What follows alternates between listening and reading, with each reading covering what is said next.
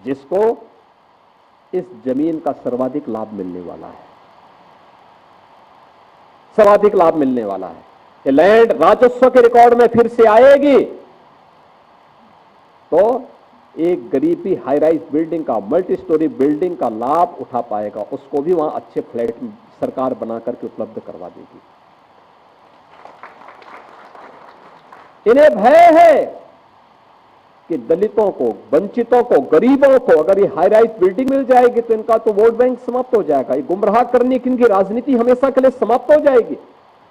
इसलिए लोग हिंसा भड़का रहे हैं, हिंसा का रास्ता अपना रहे हैं। आप देख रहे होंगे सिटीजनशिप अमेंडमेंट एक्ट पारित होने में जिसका लाभ सर्वाधिक पाकिस्तान, बांग्लादेश या अफगानिस्तान में जो वंचित हिंदू था, दलित हिंदू था, उनको भारत की नागरिकता देने का काम, जो किन्हीं कभी भी भारत में आए थे, 5 वर्ष पहले आए थे, उनको जब नागरिकता देने के कार्यक्रम को प्रधानमंत्री मोदी जी ने आगे बढ़ाया, इन्होंने पूरे देश के अंदर आंदोलन शुरू कर दिया, अभियान चालू कर दिया, बड़े बड़े आंदोलन किए, तोड़फोड़ की, आगजनी की, लेकिन सरकार ने भी दृढ़ता के साथ उसका सामना किया और सामना करते हुए आज इस नागरिकता देने का कार्यक्रम प्रारंभ किया है।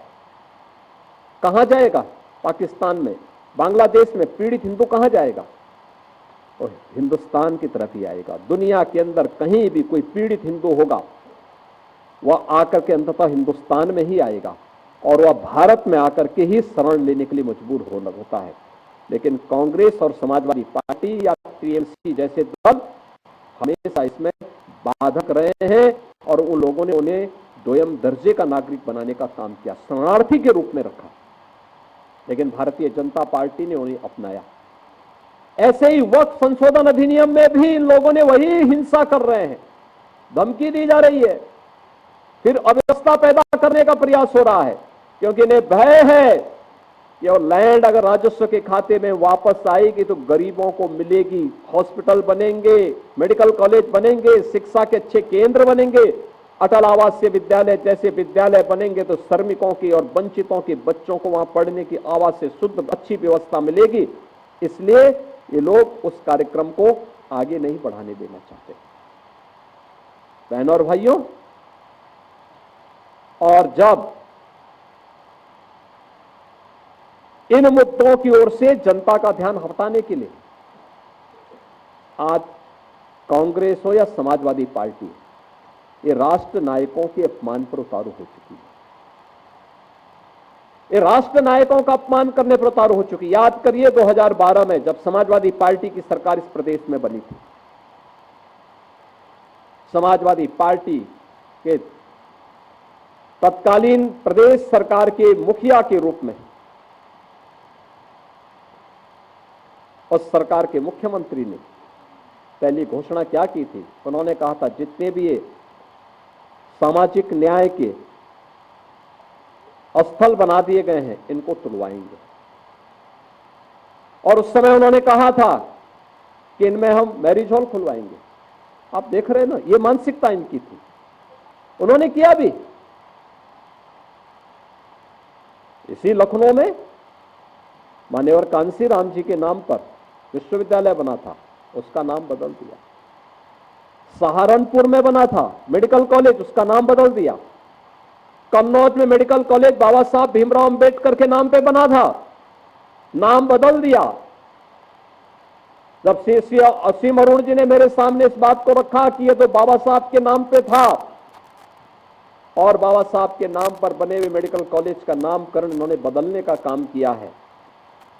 बहनों और भाइयों, तो फिर उसी कन्नौज में हम लोग जाकर के इस बात की घोषणा की कि नहीं, इसका नाम फिर से बाबा साहब भीमराव अंबेडकर के नाम पर ही होना चाहिए। और हम लोगों ने उस कार्यक्रम को वहां पर फिर से, नामकरण के कार्यक्रम को फिर से वहां पे संपन्न किया। और भाइयों, किस कदर ये लोग न्याय के प्रतीक हैं, कैसे उनको अपमानित करते रहे, कैसे उनके खिलाफ षड्यंत्र करते रहे, ये सभी उदाहरण हमारे सामने हैं। आज भी ये लोग इसी प्रकार का विस्मरण करने का काम कर रहे हैं। कैसे करते हैं? महाराष्ट्र में छत्रपति शिवाजी महाराज के खिलाफ वक्तव्य देते हैं। औरंगजेब को वहां पर औरंगजेब की का महिमामंडन करने का काम कर रहे हैं। आपको याद होगा 3 वर्ष पहले जब हम लोग प्रदेश के अंदर रन फॉर यूनिटी के रूप में लोह पुरुष सरदार वल्लभ भाई पटेल के जन्मदिन के कार्यक्रम के साथ जुटे हुए थे, तो समाजवादी पार्टी उस दिन भारत के तोड़क जिन्ना का महिमामंडन समाजवादी पार्टी के मुखिया कर रहे थे। याद करिए, जिन्ना का स्मरण कर रहे थे। और जब भारत के अंदर भारत के किसी महापुरुष को सम्मान देने की बात आती है तो ये लोग कोई ना कोई ऐसा प्रोपोगंडा अपनाएंगे जिससे समाज को आपस में बांटने का काम किया जा सके। चाहे वह छत्रपति शिवाजी महाराज का अपमान हो, चाहे वह लोह पुरुष सरदार वल्लभ भाई पटेल का अपमान हो, और चाहे वह महाराणा प्रताप और महाराणा सांगा का अपमान या बाबा साहब भीमराव अंबेडकर का अपमान, ये उसी श्रृंखला का हिस्सा है जो कांग्रेस और समाजवादी पार्टी का डीएनए अब तक करता रहा है। ये लगातार इस षड्यंत्र के हिस्से रहे हैं।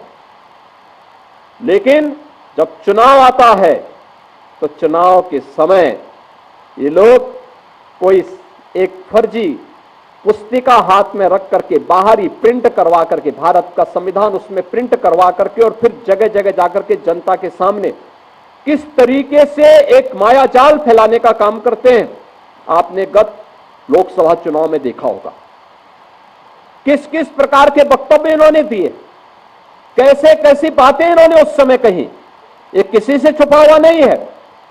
और इसीलिए आज फिर मैं आपसे कहने के लिए आया, ये जो 10 दिवसीय विशेष अभियान चलेगा, ये उसी अवेयरनेस का हिस्सा है जिस कार्यक्रम को आज पूरे देश के अंदर कौन सी योजनाएं हैं, कौन सी योजनाएं दी गई हैं, कौन लोग थे जो बाबा साहब भीमराव अंबेडकर का अपमान करने वाले थे। यहां पे अभी डिप्टी सीएम ब्रजेश पाठक जी कह रहे थे 1952 में बाबा साहब को इन्होंने चुनाव हरवाया। बाबा साहब की जो संसदीय सीट थी उसके एक बड़े भाग को, जहां से वे चुनाव जीत सकते थे, हिंदू बाहुल्य क्षेत्र था, उसको काट करके पाकिस्तान की तरफ भेजने का, पाकिस्तान को दे दिया गया। इन्होंने यह भी साजिश कही कि बाद में बाबा साहब को 1952 का पहला चुनाव, आम चुनाव जब हुआ था, उसमें भी इन्होंने हराने का काम किया था। 78,000 से अधिक वोट गिनती से बाहर कर दिए गए थे, जिससे बाबा साहब चुनाव पराजित हुए। 1954 का उपचुनाव जब बाबा साहब फिर से संसद में जाने को तैयार हुए, तब भी इन्होंने बाबा साहब को संसद में जाने से रोकने के लिए उनके निजी सहायक को तोड़ करके, काजोलकर को तोड़ करके उन्हें उनके खिलाफ लड़ाया, और स्वयं उस समय के प्रधानमंत्री पंडित नेहरू स्वयं बाबा साहब के खिलाफ प्रचार के लिए गए और उन्हें फिर से वहां परास्त करवाया। अंततः बाबा साहब के लिए पुणे की सीट हिंदू महासभा के एक सदस्य ने छोड़ी और फिर बाबा साहब फिर संसद में जा पाए। बहनों और भाइयों, ये कांग्रेस या समाजवादी पार्टी ये हमेशा देश तोड़क तत्वों के साथ खड़ी रही है। संविधान के प्रियम्बल में तक इन्होंने संशोधन कर दिया। अभी हम लोगों ने पिछले सत्र में प्रत्येक सदस्य को संविधान के मूल प्रति, जो 26 नवंबर 1949 को बाबा साहब ने संविधान का मसौदा तैयार करते समय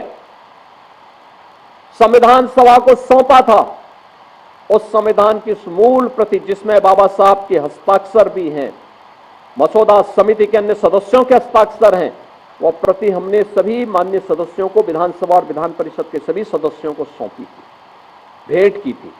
और इसलिए भेंट की थी कि हर सदस्य इस बात को समझ सके कि वास्तव में संविधान के मूल में क्या है, मूल यानी उसकी प्रस्तावना क्या है, और प्रस्तावना में किस तरीके से इन्होंने छेड़छाड़ करके, प्रस्तावना का मतलब उस ग्रंथ की आत्मा के साथ ही इन्होंने खिलवाड़ करने का काम किया, और एक खिलवाड़ भी कांग्रेस ने किया। यानी पहले बाबा साहब को चुनाव हरवाया, बाबा साहब के स्वर्गवास होने पर, उनके महापरिनिर्वाण होने पर उन्हें दिल्ली में अंतिम संस्कार नहीं करने दिया गया, उनका स्मारक कांग्रेस ने नहीं बनने दिया, और बाद में 1976 में देश के संविधान में ही, उसकी प्रस्तावना में ही संशोधन करके ऐसे शब्द डाल दिए गए जिनके खिलाफ स्वयं बाबा साहब ने स्वयं भी तर्क दिए थे। बहनों और भाइयों, सही मायने में अगर आप देखेंगे तो बाबा साहब भीमराव अंबेडकर का वास्तविक सम्मान, उनके मूल्यों, उनके आदर्शों को सही प्रकार से सम्मानित करने का काम अगर किसी ने किया तो प्रधानमंत्री मोदी जी ने किया। बाबा साहब के पंच तीर्थ, उनकी जन्मभूमि मऊ मध्य प्रदेश, दिल्ली में रह करके जहां उन्होंने अपने सार्वजनिक जीवन के कामकाज को निपटाया और उनका महापरिनिर्वाण हुआ, वहां पर डॉक्टर अंबेडकर इंटरनेशनल सेंटर की स्थापना करने का काम, जहां उन्होंने उच्च शिक्षा अर्जित की थी इंग्लैंड के उस भवन को लेकर के फिर वहां पे बाबा साहब का स्मारक और भारत से जाने वाले अनुसूचित जाति के युवकों के लिए विशेष स्कॉलरशिप देकर के उच्च शिक्षा अध्ययन के लिए विशेष व्यवस्था देना, बाबा साहब की दीक्षा भूमि नागपुर या फिर चैत्य भूमि मुंबई, इन 5 स्थानों को पंच तीर्थ के रूप में विकसित करने का काम अगर किसी ने किया है तो भारतीय जनता पार्टी ने किया है। बाबा साहब भीमराव के सपने को साकार करने का काम किसी ने किया तो प्रधानमंत्री मोदी जी ने किया। बहनों और भाइयों, यही नहीं, उत्तर प्रदेश में प्रधानमंत्री मोदी जी की प्रेरणा से हम लोग लखनऊ में भी बाबा साहब भीमराव अंबेडकर का एक इंटरनेशनल सेंटर और सांस्कृतिक केंद्र की स्थापना, उनका स्मारक और उनका एक सांस्कृतिक केंद्र भी स्थापित कर रहे हैं, जहां पर बाबा साहब भीमराव अंबेडकर के दर्शन पर शोध हो सके, लोग कार्य कर सके। कौन ऐसा महामानव था जिसने अपमान सह करके भी भारत और भारतीयता के लिए पूरा जीवन लगाया? वो कौन महामानव था जिसने देश की बदहाली के खिलाफ आवाज उठाई थी, गरीबों और वंचितों को उनका अधिकार देने का काम किया था? कौन वह महामानव था जिसने तंगहाली में, गरीबी में जीवन यापन करते हुए भी दुनिया की उच्चतम डिग्री, शिक्षा की उच्चतम डिग्री लेकर के भारत को आगे बढ़ने का काम किया था? याद करिए, पंडित जवाहरलाल नेहरू की कैबिनेट में वे उस समय के पूरी संविधान सभा की पूरी उनकी जो व्यवस्था थी और उसके उपरांत जो कैबिनेट बना देश की आजादी के तत्काल बाद, उसमें वे पहले ऐसे सदस्य थे जिन्होंने इकोनॉमिक्स की उच्चतम डिग्री ली थी और उसमें शोध भी किया था। और कैबिनेट की उस समिति में चाहे वह विदेश नीति पर, चाहे वह आर्थिक नीति पर या वित्त संबंधी अन्य महत्वपूर्ण मुद्दों पर चर्चा करने के लिए, उसमें किसी में भी कांग्रेस ने बाबा साहब भीमराव अंबेडकर को स्थान नहीं दिया था। ये कांग्रेस की वे चालें हैं जो वह लगातार करती रही है और आज भी वह उस साजिश का शिकार पूरे देश को बना रही है।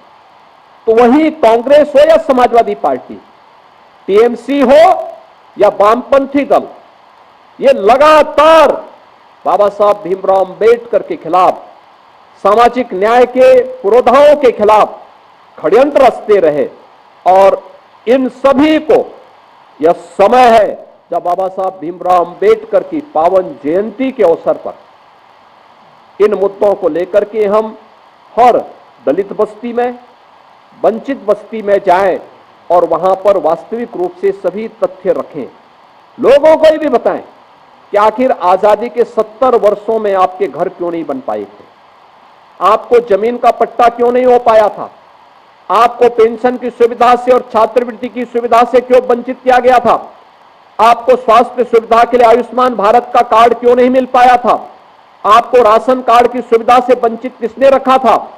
आप लोगों को वैवाहिक व्यवस्था के साथ जुड़ते हुए मुफ्त की सुविधा देने का जो आपका अधिकार था, उससे किसने वंचित रखा था? आपको नौकरियों से किसने वंचित रखा था?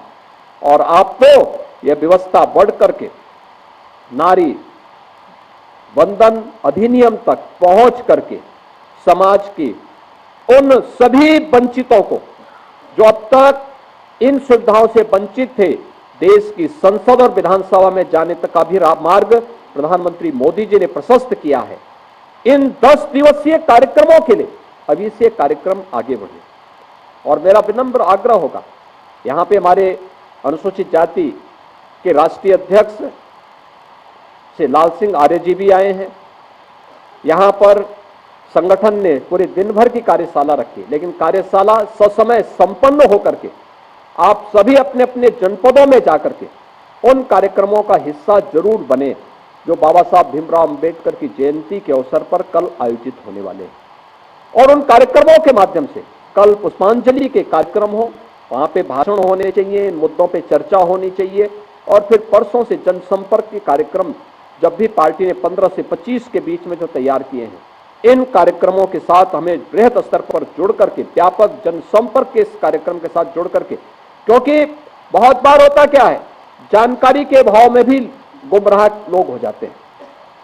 जानकारी के अभाव में वंचितों को, गरीबों को उनकी योजनाओं का वास्तविक लाभ नहीं मिल पाता है। जब हम उन्हें बताएंगे कि आपके लिए ये सरकार की योजनाएं हैं, ये योजनाएं थी, इनका लाभ आप ऐसे ले सकते हैं, तो मुझे लगता है उसका बड़ा लाभ होगा। और मैं चाहूंगा कि हमें बाबा साहब अंबेडकर जी के उस महान व्यक्तित्व से प्रेरणा प्राप्त करते हुए प्रत्येक नागरिक को उसके साथ जोड़ने का कार्य करना चाहिए। और जो बाबा साहब ने कहा था कि मैं आदि भी और अंत भी मैं एक भारतीय के रूप में ही रहना चाहता हूं, उस भारतीय के रूप में प्रत्येक समाज के प्रत्येक तबके को जोड़ने का कार्य हम सबको करना है। इस विश्वास के साथ इस पूरी कार्यशाला के लिए मैं आप सबको अपनी शुभकामनाएं देता हूं और मैं चाहूंगा कि हमें जो ब्रिजलाल जी ने पुस्तक लिखी है, बाबा साहब भीमराव अंबेडकर बनाम जोगेंद्रनाथ मंडल, उस पुस्तक को जरूर देखना चाहिए। ये स्वतंत्र भारत का वह दिग्दर्शन कराती है जो हर भारतीय की आंखों को खोलने वाला है और बांग्लादेश और पाकिस्तान की वास्तविक सच्चाई को भी सामने रखने वाला है। जरूर हम इसको एक बार देखें। इस विश्वास के साथ मैं आज के इस अवसर पर इस पूरी कार्यशाला के प्रति अपनी शुभकामनाएं देता हूं। धन्यवाद। जय हिंद।